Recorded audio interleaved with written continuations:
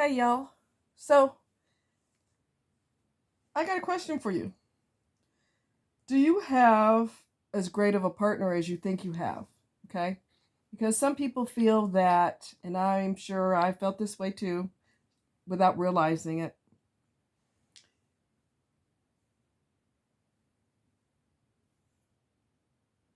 If you're with a partner who is not overtly abusive, you may think you have a great partner. If they don't scream, yell, rant, rave, verbally, physically, financially abusive, they're none of those things. They're not outwardly disrespectful to you. Um, they just don't show any obvious signs of abuse. However, if you're single but you're with them, that's abusive. Neglect is a form of abuse.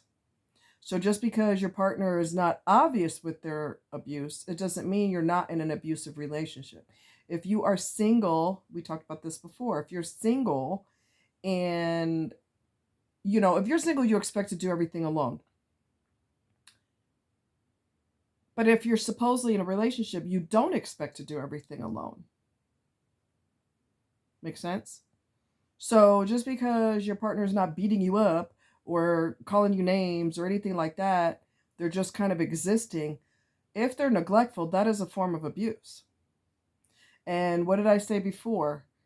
If you're going to be single, you might as well stay single, or you might as well become single, because it doesn't make sense to take care of the kids by yourself, cook and clean by yourself, cut the grass by yourself. Everything you have to do, you have to do because your partner just exists.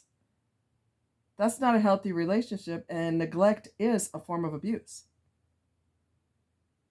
And women are used to being workhorses, doing everything. She got a kid on one hip and she's stirring the oatmeal with the other hand. I mean, come on. If you're going to be single in a relationship, you might as well be single. So we've talked about this before, but this is a different article. So let's go there. It's an article that says it's on marriage.com. All right, glasses, don't be a butthead. Marriage.com. And it's called 10 qualities in a partner you may want to look out for. Okay? 10 qualities in a partner you may want to look out for. And I'm going to kind of skim through these, and I'm going to try to put this in the description too. They share emotional intimacy. Sharing a strong emotional connection with the spouse can be one of the most important qualities in a partner. You and your partner share a deep connection when you share emotional intimacy or an interpersonal relationship. You share feelings of love, romance, and admiration, and may even have a spiritual connection. You can be vulnerable without fear of being judged. You feel comfortable in the silence together. You trust each other without hesitation. You feel secure in your relationship. You have open and honest communication. The person doesn't randomly throughout the day, and I've been through this, start pulling things out of the air to poke me with. Flaws, imaginary flaws. You do this wrong. You don't do enough of this. And poke and poke and poke. That's a clear sign of a fucked up, toxic person. I'm just going to keep it real with you. That's a toxic ass motherfucker, because normal people don't do that. And healthy people don't do that. People that are mentally healthy, they don't do that. Poke, poke, poke, poke, poke. Because I'm insecure and I'm an asshole. And I never felt good about who I am. So I'm going to poke at you because I don't want you to feel good about yourself either. That's not somebody you want to be with. And I'm no longer with that individual. Plus, they were a hoe. Narcissists are always going to be hoes. They're never going to be faithful. Come on. They're not going to be faithful. There's no reason for them to be faithful. If they want somebody else, they're going after them, period. End of story. That person over there got a cute little behind, so I want a piece of that. I want some of that. And because I'm a narcissist / toxic person, I'm entitled. Don't tell me I can't cheat. What's wrong with you? You crazy or something? That's the way they think. All right, so they show physical affection. All right? Touch makes us feel loved by our partners and builds sexual chemistry. Studies have found that physical intimacy can be good for couples. Affection releases oxytocin, responsible for stress relief, mood elevation, and bonding between partners. Benefiting from a physically affectionate partner doesn't always mean you have a great sexual connection. Research also reveals that the simple act of holding hands, cuddling on the couch, or even getting a massage from your spouse can boost relationship satisfaction. Okay? They respect you. Come on, glasses. Respect is the biggest word ever. A respectful person will not poke at you, start pulling flaws out of the air. You do this wrong. Let me give you know what? Let me give you a list of all the things you do wrong. Like I said, that ain't god dang freaking normal. You will never see that in a healthy relationship. They respect you. Love is about more than the warm and happy way you feel around your partner, but one of the qualities in a partner that everyone should prioritize is respect. If your partner respects you, it means they respect all of your boundaries, whether they are emotional, sexual, or physical. There is such a thing as sexual coercion. Narcissists will push you to do something sexually that you don't want to do. It's called sexual coercion. They don't give a shit about your boundaries. What do these boundaries entail? Emotional boundaries are what help you feel comfortable and safe in your relationship. If your partner is emotionally respectful, it means they will not do anything to hurt your feelings purposely. They are supportive and treat you well. On the other hand, when it comes to sexual boundaries, your partner respects what you want and does not want to go. Oh, they respect what you want and don't want between the sheets, okay? They will not try to force you to perform or guilt you into doing something you're uncomfortable with. Again, that's a form of sexual coercion. That's another sign of toxicity. Lastly, regarding physical boundaries, your partner should never hit you. That should be a given. If they respect your physical boundaries, it means they will not abuse you in any way. This includes all form of physical abuse, from assaulting you to grabbing your wrist in a way that makes you feel uncomfortable. They exhibit unwavering commitment. You don't have to worry about them cheating. You're not jealous. You're not suspicious. You're not like, why is my partner talking to so and so this intimate conversation for such a long time? What's going on over there? In a secure relationship, a healthy relationship, that person, you trust them and they can be trusted. You set up a strong foundation for your future.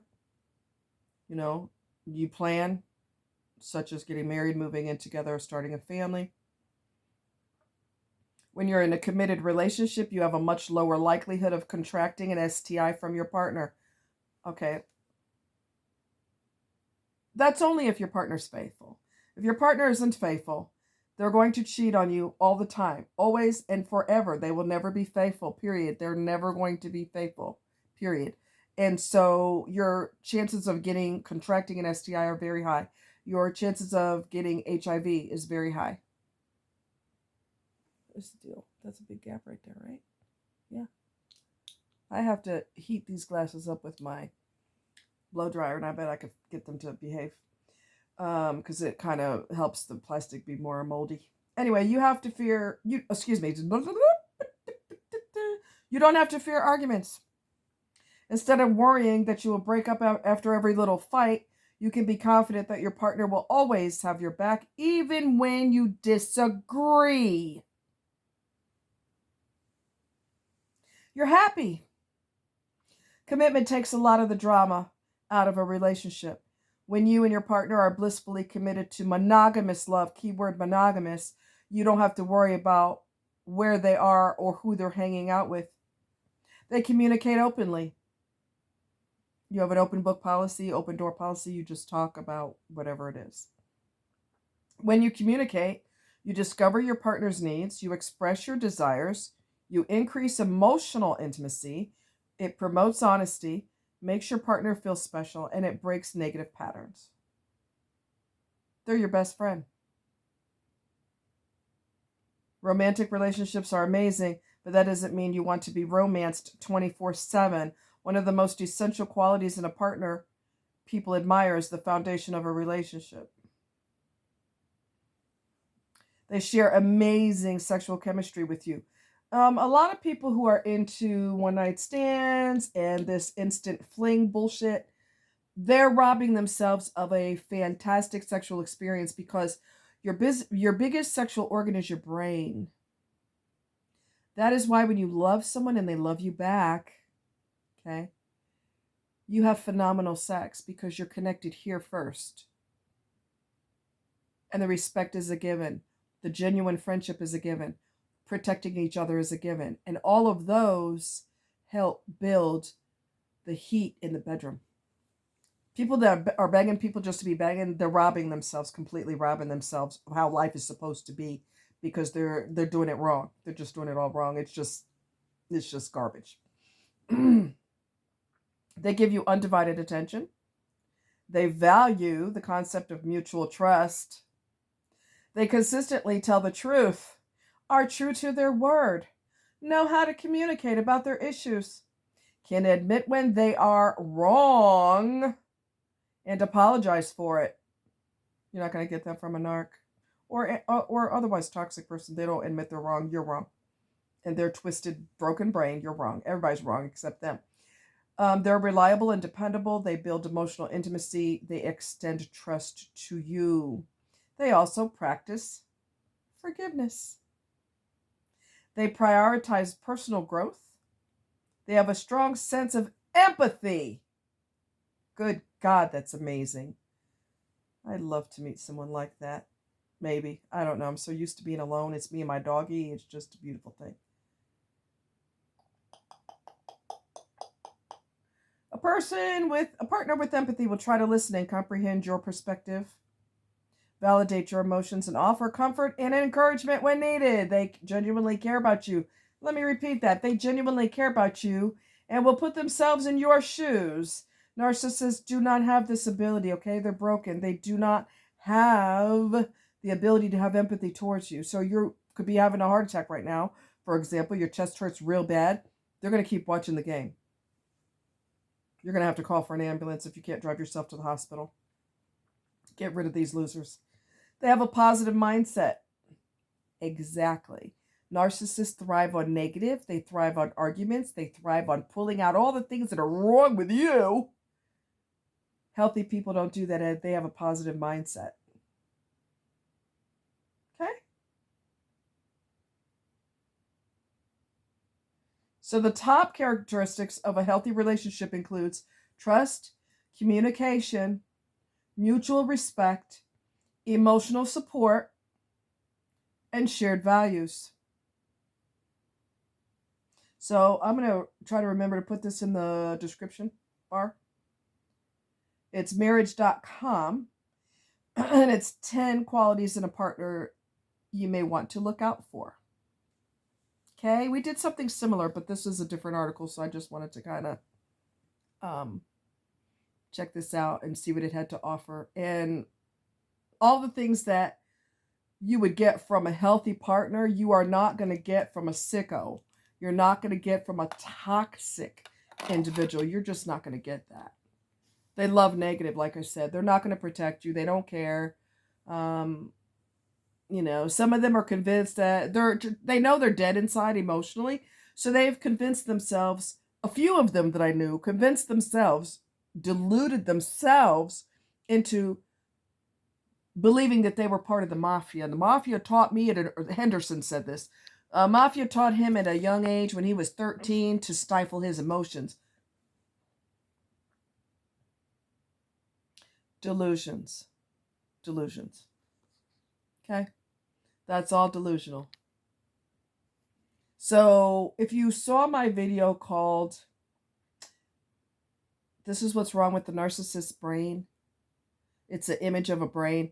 I talk about how their brain cannot assess or get access to real experiences. They can't remember real experiences. So they create a different narrative. That is something their brain does. I was in the mafia. Nobody in the mafia advertises that they're in the mafia. Okay. But their brain does that. It recreates this false narrative. And they're convinced that this is true. But yeah, you need someone who compliments you. If you're always negative, like you see all the negative that could go wrong, someone who compliments you that's a good partner is like, well, babe, let's not jump to that page. I mean, it may not be that bad. It might not be that bad. So let's not even go there. They compliment you.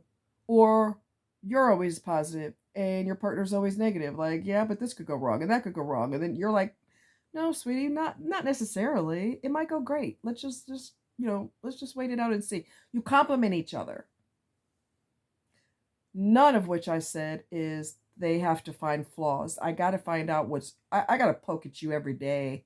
I have to make you feel as miserable as I feel if I'm a toxic individual. I have to poke at you.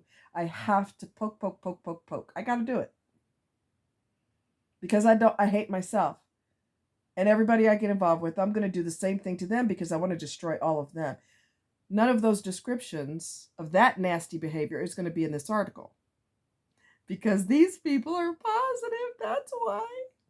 This is how it's supposed to go down.